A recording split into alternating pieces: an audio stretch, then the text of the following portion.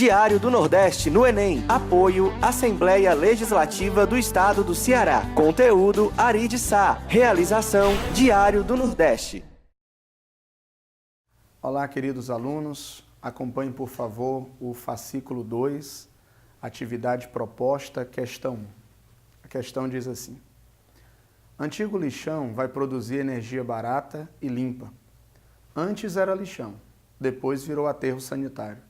Com 21 milhões de toneladas de lixo acumulados em mais de 20 anos, o terreno gera grande quantidade de gás, chamado biogás, que será utilizado para produzir eletricidade.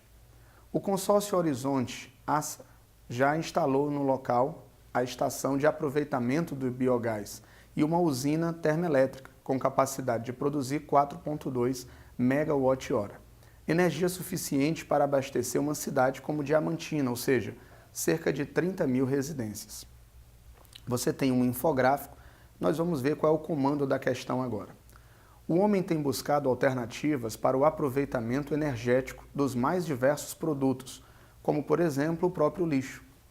Analisando o esquema, desde o momento inicial até a chegada em nossas casas, por quais transformações em sequência a energia passou nesse processo de geração de energia através do lixo. Bom, uma questão então que aborda sobre transformação energética. Agora que nós sabemos o comando da questão, ela quer saber como essa energia foi transformada, vamos dar uma olhada com mais calma no infográfico. Se você observar o ponto 2, diz que o gás é enviado para a estação de geração de energia, onde sofrerá combustão. Então, se ele vai sofrer combustão, qual é o processo, qual é a energia que está envolvida nesse processo? Sem dúvida alguma, é a energia térmica. Agora, nós temos energia térmica indo para a turbina. O que essa energia térmica vai fazer na turbina? Vai rotacionar a turbina, vai dar à turbina movimento. Então, a energia térmica foi transformada em energia de movimento, chamada de energia cinética. Continuando o nosso caminho aí, você percebe que depois da turbina há um gerador. Dentro desse gerador há ímãs que se movimentam, criam uma variação no campo magnético e, por sua vez, vão acabar criando corrente elétrica.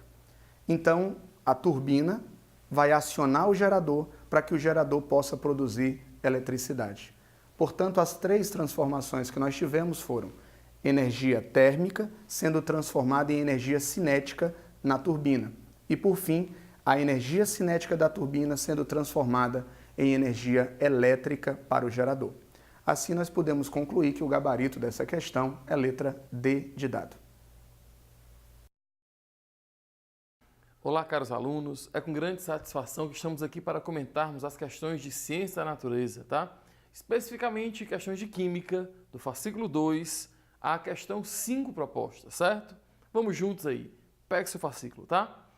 A questão 5 fala o seguinte: o enxofre é uma substância amarela encontrada no solo, que queima com facilidade. Ele entra na produção de ácido sulfúrico, uma substância muito utilizada para fertilizantes, corantes e explosivos, como a pólvora e palitos de fósforo e etc. Quando seu ciclo é alterado, animais e plantas sofrem. Isso vem acontecendo através da constante queima de carvão, petróleo e gás. Esses combustíveis são chamados de combustíveis fósseis, pois se formam há milhões de anos a partir da morte de imensas florestas tropicais ou da morte de microscópicas criaturas denominadas plâncton.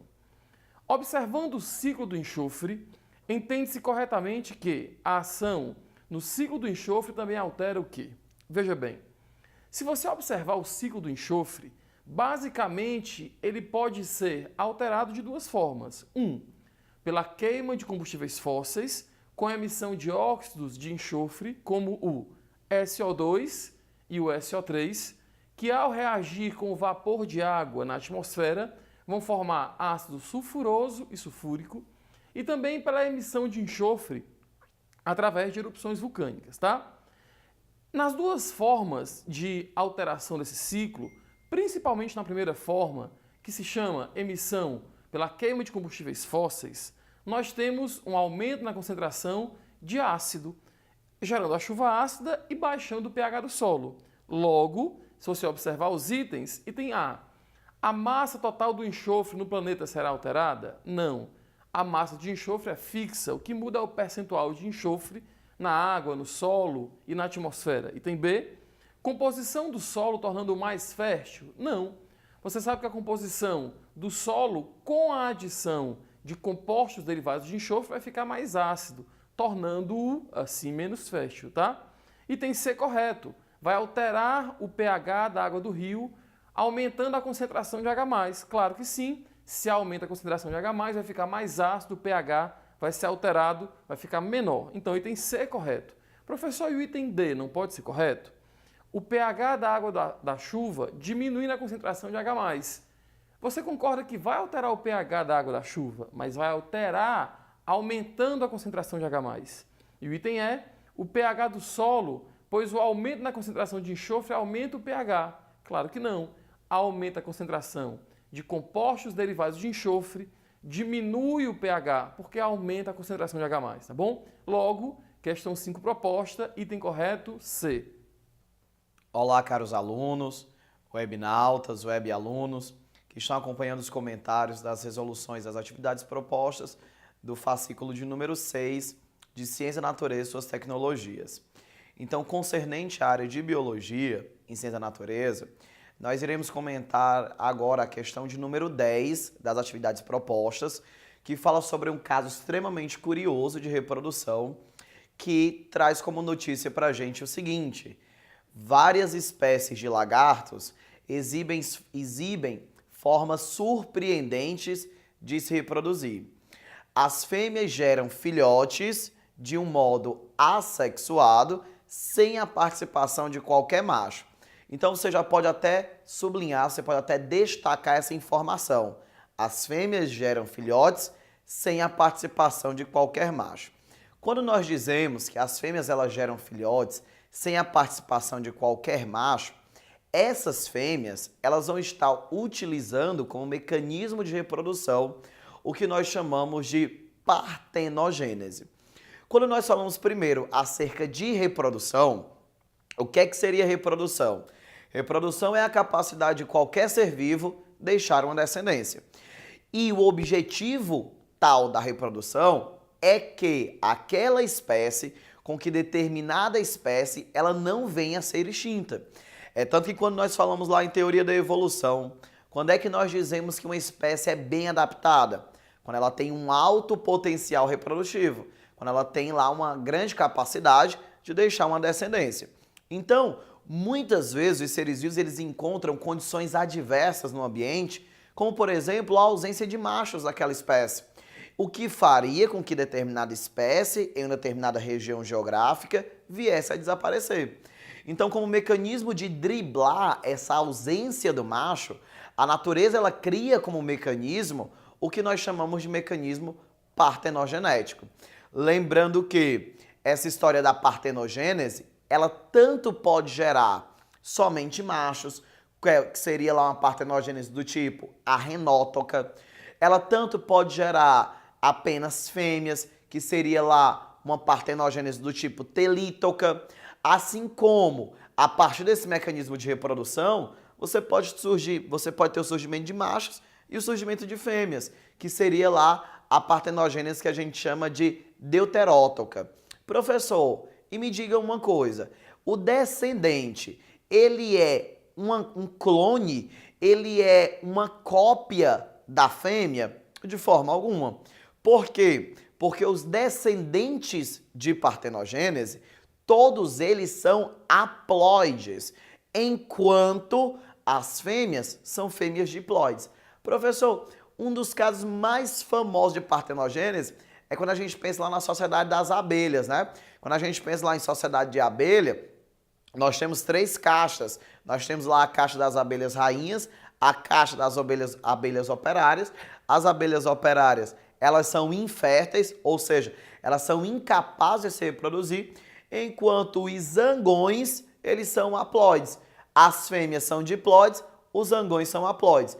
Então a gente parte do pressuposto que independente de ser rainha ou independente de ser abelha operária, as duas elas são derivadas de um mecanismo de fecundação, onde o óvulo ele é atingido, ele é fecundado por uma célula gamética denominada de espermatozoide. No caso do zangão, ele é formado a partir do estímulo do desenvolvimento do óvulo da fêmea rainha, da abelha rainha. E aí esse zangão é o único indivíduo que é haploide, ou seja, ele é resultante de uma partenogênese que nós chamamos de partenogênese do tipo arrenótoca. Quando a gente pensa lá nos outros itens, que ele menciona no item A, por exemplo, a questão da esporulação, é quando você vai ter a formação de esporos. Esporos a partir de um processo denominado de meiose. É um tipo de reprodução muito comum em fungos. Quando a gente pensa lá no item B, que ele menciona acerca da divisão binária é muito comum em bactérias. Essa divisão binária também pode ser chamada de cisciparidade, no qual o indivíduo ele se divide ao meio, ele sofre uma mitose e gera dois organismos geneticamente semelhantes a ele. A questão do brotamento é um tipo de reprodução assexuada muito visível em animais que nós conhecemos como esponjas do mar, que são animais pertencentes a um filo chamado de filoporífera. Nós percebemos ali uma esponja mãe, uma esponja matriz, e a partir dessa esponja matriz você tem o surgimento de um broto. E esse broto, ao atingir uma certa maturidade, ele acaba se desprendendo do corpo da mãe, do corpo da esponja mãe, e fixa-se ao solo, levando ao desenvolvimento independente. Quando nós pensamos no processo de fragmentação, o processo de fragmentação também seria aí uma forma de divisão corporal. Mas geralmente nessa fragmentação você não tem o que a gente chama de lesões. Seria aí um mecanismo meio que espontâneo, tá certo? Então, o nosso item para a questão de número 10 seria o item partenogênese, só pelaquela informação que ele já deu lá no início do texto base, no início do texto motivador, formação de descendentes sem a participação de um gameta masculino. Um abraço, até a próxima. Olá, queridos alunos. Por gentileza, acompanhe agora a resolução da questão de número 6 do fascículo 2, atividade proposta. A questão diz assim: a poluição sonora tem se tornado cada vez mais motivo de preocupação por conta dos fortes impactos gerados à saúde. No infográfico, vemos alguns dos barulhos mais comuns nas grandes cidades e o limite de nível sonoro, decibel, permitido por lei para cada horário. Quais barulhos ultrapassam o limite estabelecido pela lei às 10 horas da manhã? Bom, uma questão bem interessante que aborda sobre nível sonoro, nível de intensidade que o som possui. Ele deu uma informação muito valiosa. Você percebe do lado esquerdo desse infográfico os horários e os decibéis permitidos por cada horário. Qual é o horário que a questão quer que a gente analise? São às 10 horas da manhã. Lá no infográfico, às 10 horas da manhã, qual é o limite máximo de emissão de ruído? 70 decibéis. Então nós temos que procurar barulhos que ultrapassem esse limite de 70 decibéis. Vamos dar uma olhada então nas opções? A letra A fala sobre uma banda tocando. Você agora procura na tabela a banda tocando. Uma banda tocando, se você achou, está do lado direito, 115 decibéis. Ele ultrapassa o limite estabelecido pela lei. Então, banda tocando está ok. O segundo ponto da letra A é o trânsito. Procura aí onde é que está o trânsito na tabela. O trânsito corresponde a 70 decibéis. Aparentemente encontramos a nossa opção correta. Mas calma. A pergunta é: quais barulhos ultrapassam o limite? O limite permitido é de 70 decibéis. E o trânsito gera exatamente 70 decibéis. Está no mesmo nível. Nós queremos um item que ultrapassa. Então não é letra A. Olha a letra B agora. Moto. A moto tem 95 decibéis. Ultrapassa. O cortador de grama, vê se você localiza aí onde ele está. Cortador de grama, 100 decibéis. Ou seja, tanto a moto como o cortador de grama ultrapassam o limite de 70 decibéis estabelecidos para aquele horário. Portanto, o gabarito da questão 6 é letra B de bola. Então, moçada, a gente continua agora comentando a questão de número 14, tá? Que traz como tema os padrões de evolução, processo de hereditariedade e uma historinha lá que a gente conhece como darwinismo, beleza? Então olha só a charge que tá lá o tal do Darwin e ele pega e diz assim: mostre-me um ser vivo que não possua ascendência, ou seja, que não possua ancestral, que jogue minha teoria no lixo, que eu jogo minha teoria no lixo. Aí ele olha lá para o Pikachu, aquele personagem do Pokémon, aquele desenho animado, aí só faz lá o sonzinho dele, como quem diz assim, e agora, né? O que é que eu faço? Então, moçada, ele pega e diz assim: a charge mostra um dos princípios no qual se baseia a teoria sobre a evolução das espécies de Darwin. Todos os seres vivos descendem com modificações de ancestrais comuns. Então, primeiro, quando a gente pensa lá acerca do darwinismo, o darwinismo ele tem dois grandes pontos muito fortes, que é o princípio da seleção natural, no qual a natureza ela seleciona indivíduos mais adaptados, e esses indivíduos adaptados não são os mais fortes, não são os mais rápidos, não são lá os mais ágeis, tá? Quem é que são os indivíduos mais adaptados? Aqueles que conseguem deixar uma maior quantidade de descendentes. Aqueles que apresentam um alto potencial reprodutivo. Professor, e quem é que é a seleção natural? É uma força mágica? Não, gente. A seleção natural, ela seria representada pelos fatores limitantes do ecossistema. Por exemplo, disponibilidade de abrigo, disponibilidade de alimento, presença ou ausência de predadores, presença ou ausência de parasitas, a disponibilidade de um parceiro reprodutivo, tudo isso é seleção natural. E a seleção natural, ela ocorre de formas distintas para cada ambiente. Então, um animal que ele é adaptado para o ambiente A, ele pode não ser muito bem adaptado para o ambiente B, uma vez que as condições ambientais, elas são o quê? Distintas. E aí, quando a gente analisa o segundo ponto da teoria de Darwin, que é o princípio da ancestralidade em comum, a gente parte do pressuposto que Darwin colocou lá na sua teoria que todas as formas de vida, elas são descendentes de um mesmo ancestral. Não é à toa lá que o tal do Darwin, ele cria lá o famoso desenho da árvore da vida, no qual todas as ramificações, elas partem de um mesmo ponto, ou seja, do ancestral comum a todas as formas de vida. Professor, é dessa história que vem aquela historinha que o homem veio do macaco? É, só que essa história aí que o homem veio do macaco é uma história distorcida. Darwin nunca falou isso. O que Darwin colocou é que o homem e o macaco apresentam ancestrais em comum, apresentam um parentesco evolutivo em comum. E sobre essa historinha lá do Darwin, sobre esse princípio de ancestralidade, a gente analisa lá o item A. O item A diz assim: a descoberta de fósseis foi um fator que dificultou a comprovação da teoria de Darwin. Opa, de jeito nenhum. O que é um fóssil? Um fóssil é um resto de um ser vivo ou então um vestígio da atividade biológica desenvolvida por esse ser vivo. Até as fezes fossilizadas, elas não servem lá como evidência da evolução. Fezes fossilizadas têm um nome bonitinho, é chamado de coprólito, tá? E aí quando eu comparo lá uma forma de vida que habitou há milhares de anos atrás com as formas de vida atuais que nós temos, eu consigo fazer uma certa comparação anatômica, uma certa comparação etológica, comportamental, uma certa comparação ecológica da função que ele desenvolvia no ambiente, e aí eu consigo desenvolver relações de parentesco entre esses seres vivos, beleza? Então o item A ele é falso, que ele não dificultou, ele facilita. Os fósseis são das principais evidências da evolução. O item B diz assim: o darwinismo se baseou no estudo de espécies que contradizem até hoje a teoria da seleção natural, de forma alguma.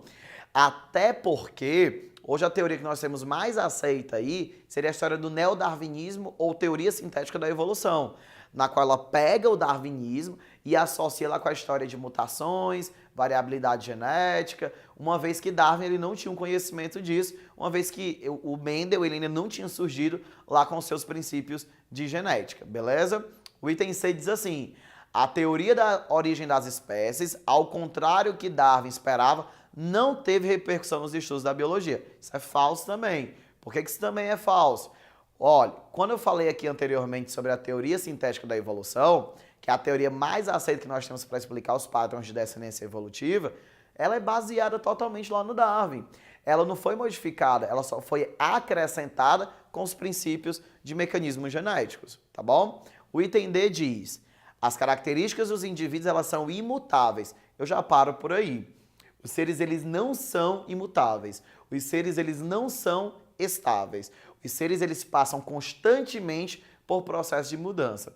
E esse processo de mudança é o que nós chamamos de quê? Mutações. Agora, não é porque ocorreu uma mutação que o cara já altera toda a sua estrutura fenotípica. Não. Para você ter lá uma mudança de uma estrutura fenotípica como um todo, é necessário o acúmulo de milhares de mutações ao longo dos anos. Por isso que o processo de evolução ele é um processo lento, tá? O item E diz assim, os indivíduos, eles não são exatamente iguais, apresentando diferenças que os tornam mais adaptados ou menos adaptados ao ambiente. Massa, show de bola. Quando a gente diz que eles não são exatamente iguais, eu não estou dizendo que eles também são totalmente diferentes. Eles apresentam um grau de semelhança, mas existe um negocinho chamado de crossing over, ou então mecanismo de recombinação genética, que faz com que as nossas características elas tenham lá um leve padrão de diferença quanto à sua expressão. Por isso que eu sou fenotipicamente diferente de você que está assistindo essa videoaula. E com certeza você é fenotipicamente diferente de outra pessoa que você conhece. No entanto, nós apresentamos grau de similaridade. Assim como existem pessoas que são extremamente semelhantes umas às outras. Mas isso não quer dizer que nós sejamos iguais. Tá certo? Então, como item correto para essa questão de número 14, seria lá o item E de eu vou passar no vestibular. Um grande abraço. Olá, caros alunos, dando continuidade ao nosso bloco de questões de ciência da natureza, especificamente questões de química, nós vamos começar a comentar a questão 9 proposta, tá? Olha só, a questão 9 fala o seguinte, uma técnica simples e alternativa usada para amenizar a poluição das águas do Rio Doce, que foram contaminadas pelo desastre ambiental ocorrido na cidade de Mariana, Minas Gerais, consiste nas seguintes etapas. 1. Captação da água do Rio Doce para a estação de tratamento de água central da cidade. 2. Um composto químico que é processado a partir do tronco da árvore acácia negra é adicionado.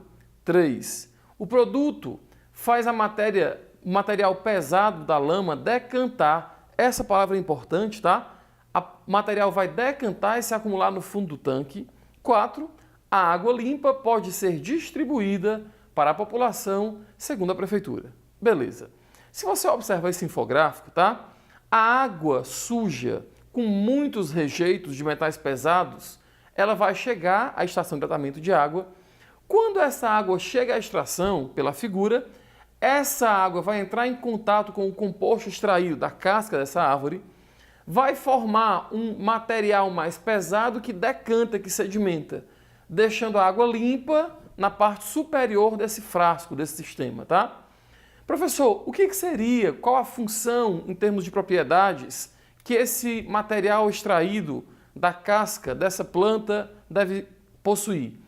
Essa função deve ser especificamente uma função coagulante, ou seja, esse resíduo sólido entra em contato com o material, esse material que foi extraído da casca da árvore vai flocular, vai juntar várias partículas menores em um floco maior e esse floco maior vai ser decantado por ação da gravidade. Logo, se você olhar os itens, item A, desinfetante? Não. Item B, diluente? Não. Item C, estabilizante? Não. Item D, filtrante? Também não. E o item correto, item E, o material extraído da casca da árvore serve como material floculante, não é?